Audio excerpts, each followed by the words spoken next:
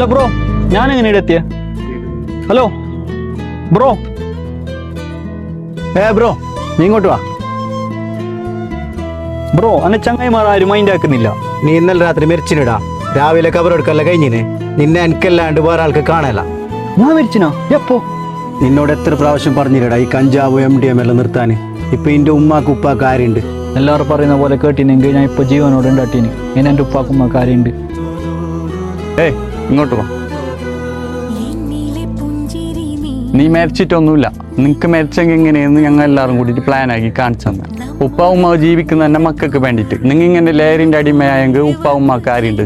ഇനി ഞാൻ ലഹരി വസ്തുക്കളൊന്നും യൂസ് ആക്കല. ഇതെനിക്കൊരു പാടായി. ഇനി ഞാൻ എൻ്റെ ഉപ്പാക്കുമ്മാക്ക് വേണ്ടിയിട്ട് ഞാൻ ജീവിക്കും.